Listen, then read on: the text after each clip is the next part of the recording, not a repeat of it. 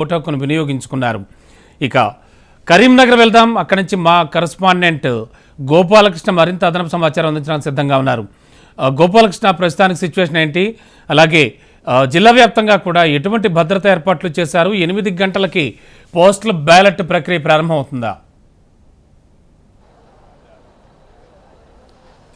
ఉదయం 8 గంటలకి postal ballot సంబంధించిన లెక్కింపు జరుగుతుంది. ప్రస్తుతానికి నేను కౌంటింగ్ కేంద్రం దగ్గర ఉన్నాను. కరీంనగర్లోని కౌంటింగ్ కేంద్రం దగ్గర పొలిటికల్కి సంబంధించినటువంటి రాజకీయ పార్టీల ఏజెంట్లు కావచ్చు, అటు పోలీస్ సిబ్బంది కావచ్చు, వీళ్ళందరినీ కూడా లోపలికి పంపుతున్నటువంటి పరిస్థితులు మనం చూడొచ్చు. కాంగ్రెస్ అభ్యర్థి కరీంనగర్ పార్లమెంటు పోటీ చేసినటువంటి కాంగ్రెస్ అభ్యర్థి కూడా కౌంటింగ్ సెంటర్లోకి వెళ్తున్నారు. మరికొద్దిసేపట్లో బీజేపీ అభ్యర్థి బండి సంజయ్ కూడా ఇక్కడికి చేరుకోబోతున్నారని చెప్పుకోవచ్చు. అంటే దాదాపు బండి సంజయ్ కానీ ఇటు కాంగ్రెస్ అభ్యర్థి కానీ బీజేపీ అభ్యర్థి కావచ్చు, కాంగ్రెస్ అభ్యర్థి కావచ్చు, మొత్తం కౌంటింగ్ అయిపోయే వరకు కూడా ఇక్కడే ఉండాలని ఈరోజు నిర్ణయించుకున్నారు. సో కౌంటింగ్ కేంద్రంలోనే వాళ్ళు ఉండేటువంటి అవకాశం ఉంది. మరోవైపు కౌంటింగ్ కేంద్రం దగ్గర పటిష్టమైనటువంటి భద్రత అయితే ఏర్పాటు చేశారని చెప్పవచ్చు. 8 మంది డిఎస్పీలతో భద్రతని ఏర్పాటు చేశారు. ఏసీపీలు, అలాగే కమిషనరేట్ ప్రాంతాల్లో అయితే ఏసీపీలు, అలాగే పెద్దపల్లి, మంతని, అలాగే మంచిర్యాల ప్రాంతాల్లో కూడా ఏసీపీలను ఏర్పాటు చేసుకున్నారు. సో దాంతో పాటుగా 39 మంది ఎస్ఐలను ఇలా దిగువ స్థాయి సిబ్బంది వరకు దాదాపు 500 మందికి పైగా ఒక్కొక్క కౌంటింగ్ దగ్గర భద్రత నిర్వహిస్తున్నారని చెప్పుకోవచ్చు. 8 గంటలకి పోస్టల్ బ్యాలెట్ను లెక్కిస్తారు. సో గంట పాటు పోస్టల్ బ్యాలెట్ సంబంధించినటువంటి లెక్కింపే కొనసాగుతుంది. 9 గంటల నుంచి ఈవీఎం మిషన్స్ని ఓపెన్ చేస్తారు. ఒక పొలిటికల్ ఏజెంట్ల అభ్యర్థులకు సంబంధించినటువంటి ప్రతినిధుల వారి ముందే ఈవీఎం బాక్సుల్ని ఓపెన్ చేసుకుని దాని తర్వాత అసెంబ్లీ నియోజకవర్గాల వారీగా కౌంటింగ్ జరుగుతుందని చెప్పుకోవచ్చు. పార్లమెంట్ సెగ్మెంట్లో ఉన్న అసెంబ్లీ నియోజకవర్గాల వారీగా కౌంటింగ్ చేసి ఆ తర్వాత కమ్యులేటివ్గా ఏ నియోజకవర్గంలో ఎవరికి మెజారిటీ వచ్చింది అనేటువంటి విషయాలు చూసుకొని ఎవరు విజేత అనేది ప్రకటిస్తారు.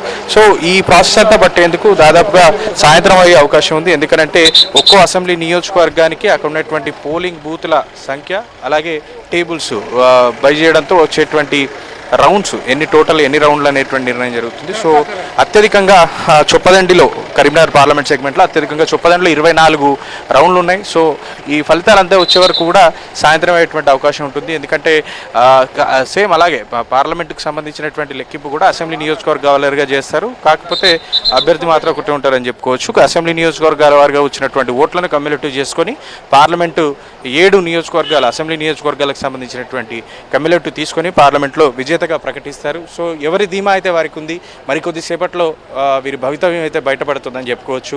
ఇప్పటికే బీజేపీ కార్యాలయం ముందు ఇప్పటికే ముందస్తు సంబరాలు, ఫ్లెక్సీలు కూడా ఏర్పాటు చేసుకున్నటువంటి పరిస్థితి. అంత కాన్ఫిడెంట్గా ఉన్నారు. సో కాంగ్రెస్ కూడా అదే కాన్ఫిడెన్స్తో ఉంటుందని చెప్పుకోవచ్చు. ఇప్పుడు ఇరు పార్టీలకు సంబంధించినటువంటి అభ్యర్థులు కౌంటింగ్ సెంటర్కి వస్తున్నారు. కొద్దిసేపట్లో బండి సంజయ్ రాబోతున్నారు. ఇప్పుడు ఆల్రెడీ వెల్చాల రాజేంద్రరావు వచ్చేశారు. సో బీఆర్ఎస్ పార్టీకి సంబంధించినటువంటి అభ్యర్థి తరపు ఏజెంట్లు కూడా ఇక్కడికి చేరుకున్నారు. సో ఏమో జరుగుతుంది అనేటువంటి విషయాలు మాత్రం 11-12 గంటల వరకు డెఫినెట్గా ఒక ట్రెండ్స్ అయితే కనబడేటువంటి అవకాశం ఉంటుంది. పబ్లిక్ ఎటువైపు మొగ్గారు, ఎటువైపు ఓట్లేశారు అనేటువంటి విషయాలు అయితే తెలిసే అవకాశాలు అయితే ఉంటాయని చెప్పుకోవచ్చు. ఇక కరీంనగర్తో పాటుగా అంతే ఉత్కంఠగా ఎదురు చూస్తున్నటువంటి ప్రాంతం నిజామాబాద్ జిల్లాలో నిజామాబాద్ పార్లమెంట్ సెగ్మెంట్లో ఇటు అరవింద్ కానీ అటు జీవన్ రెడ్డి కానీ తప్పగా ఫైట్ చేశారనేటువంటి ఒక వాదన వినబడింది. సో ఎగ్జిట్ పోల్స్ కూడా అట్లనే కనిపించాయి. సో ఎవరు గెలుస్తారు, ఎవరు ఓడతారనేటువంటి ఒక ఉత్కంఠ అయితే అక్కడ కనబడుతూ వస్తుంది. ఇటు ఆదిలాబాద్ పార్లమెంట్ సెగ్మెంట్లో చూస్తే ఆదిలాబాద్ పార్లమెంట్లో చాలా టఫ్ ఫైట్ జరిగింది. కాంగ్రెస్ బీజేపీ మధ్య జరిగింది అనేటువంటి ఒక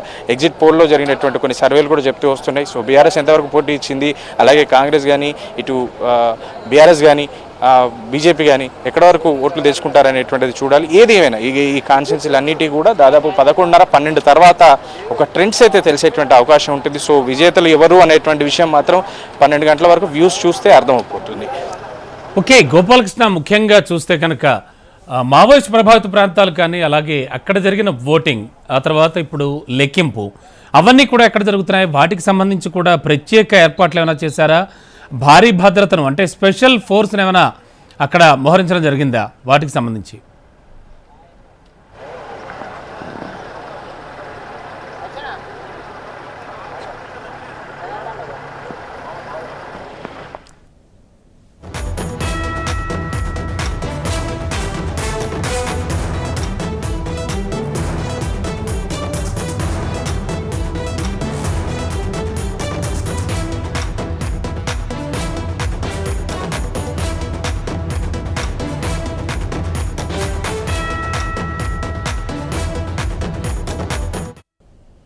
బ్రేకింగ్ లో చూస్తున్నాం. తెలంగాణలో లోక్సభ ఎన్నికల ఓట్ల లెక్కింపునకు అంతా సిద్ధమైంది. ఉదయం 8 గంటలకు ఓట్ల లెక్కింపు ప్రారంభం అవుతుంది. తెలంగాణలో 17 లోక్సభ నియోజకవర్గాల్లో కాంగ్రెస్, బీఆర్ఎస్, బీజేపీ అభ్యర్థులు సహా 525 మంది అభ్యర్థులు బరిలో నిలిచారు. 2.20 కోట్లకు పైగా ఓటర్లు తమ ఓటు హక్కును వినియోగించుకున్నారు. 120 హాళ్లలో 1855 టేబుళ్లపై ఈ ఓట్లన్నీ కూడా లెక్కిస్తారు. 2.18 లక్షల పోస్టుల బ్యాలెట్ ఓట్లను 19 హాళ్లలో 276 టేబుళ్లపై లెక్కిస్తారు. ఇక ఒక్కో అసెంబ్లీ నియోజకవర్గానికి ఒక్క హాలు ఏర్పాటు చేయగా మహేశ్వరంలో 2 హాళ్లు సిద్ధం చేశారు. అలాగే ప్రతి లోక్సభ నియోజకవర్గానికి ఒక టేబుల్ ఏర్పాటు చేయగా చేవెళ్ల, మల్కాజ్గిరిలో 2 టేబుల్ సిద్ధం చేశారు.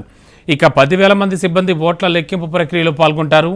కౌంటింగ్ కేంద్రాల దగ్గర 3 అంచెల భద్రత, సీసీ కెమెరాల నిఘాతో పాటు 144 సెక్షన్ విధించారు.